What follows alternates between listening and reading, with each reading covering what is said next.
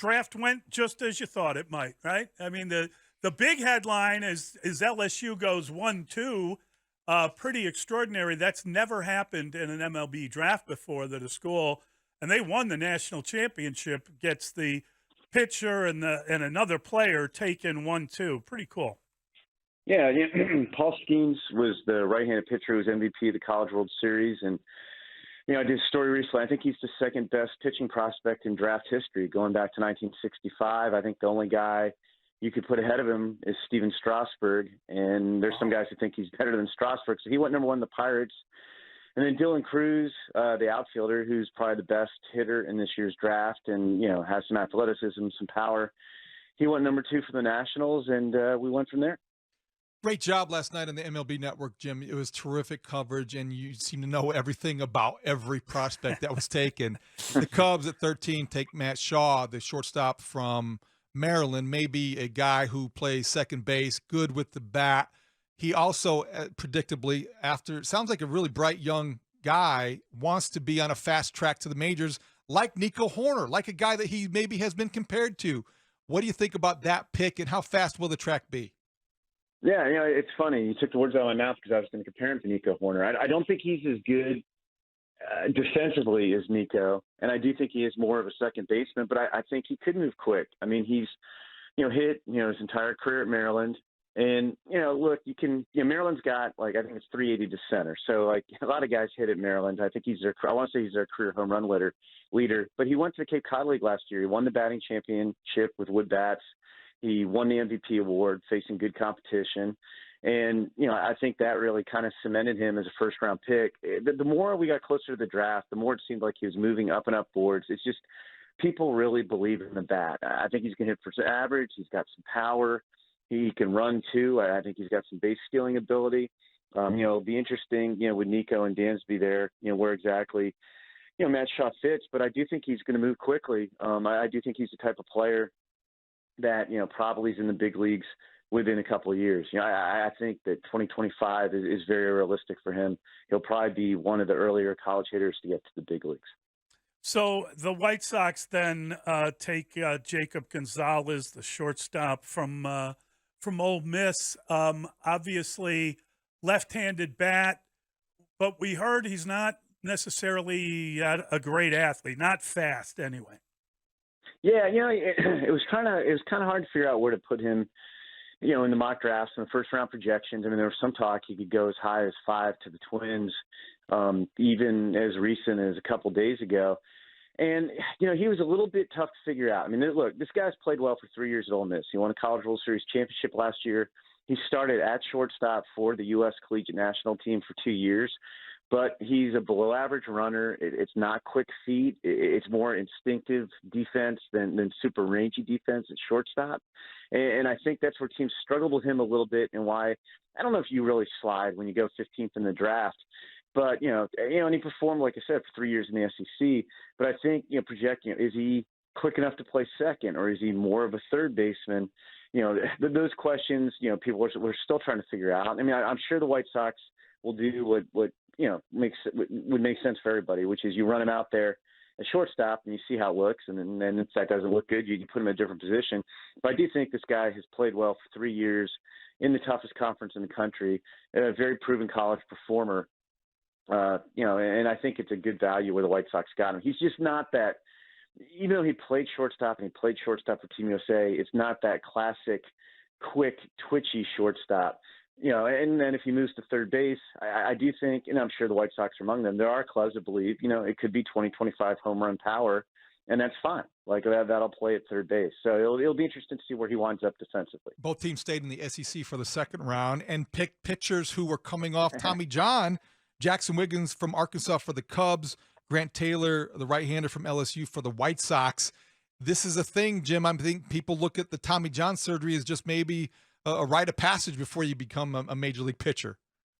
Yeah, I mean, and that's true. And I think it's also, you look at it roughly in my mind, when you have Tommy John surgery, you kind of get knocked down around. So what you're hoping is for an upside play. And look, I mean, the White Sox did this last year too. They took Peyton Pallette out of Arkansas in the second round after he had Tommy John surgery. And Pallette would have been probably a mid-first round pick had he been healthy. I like Grant Taylor, the guy the White Sox took, the better of these two guys. He had a really, really good fall. I mean, he was up to 99. He, it came up with a cutter, under the tutelage of pitching coach Wes Johnson, who LSU had hired for the Twins and is now actually the head coach of my alma mater, Georgia. Curveball, had some power to it.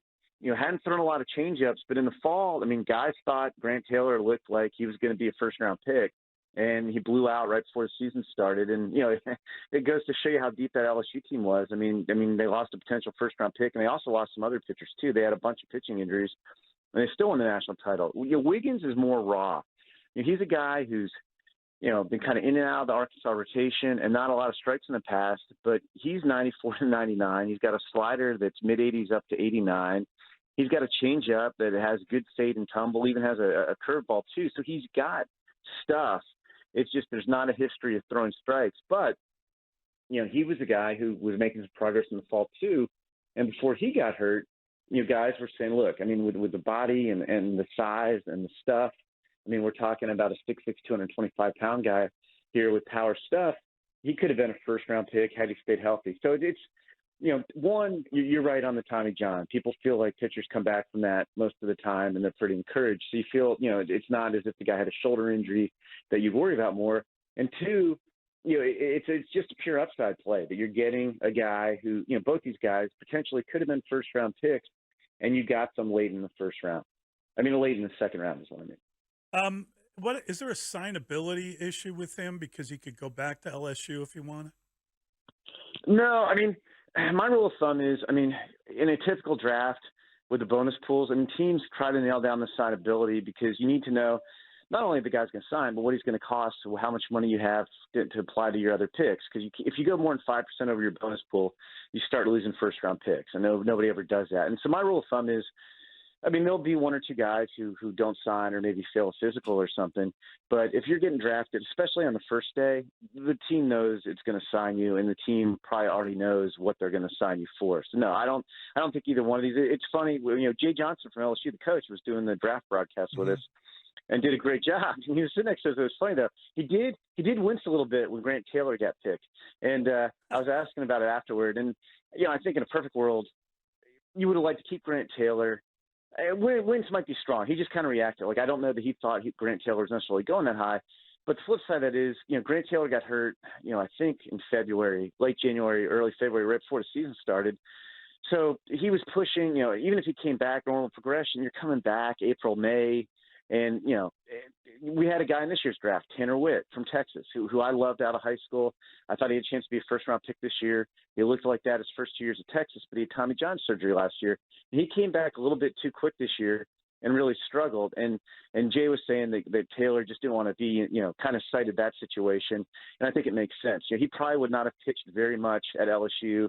And, if you pitch 5 or 6 innings or whatever it is, 12 innings coming after Tommy John surgery in short stints and don't look good, you probably hurt your cause. You're probably better off, rehabbing it full time and coming back, on a natural timetable rather than coming back and trying to pitch in the SEC. So I think they'll both be fine. Quickly, Jim, what do you say to the Cub fan who wonders about Matt Shaw joining an organization that seems to have a lot of middle infielders, both at the major league level and in the minors?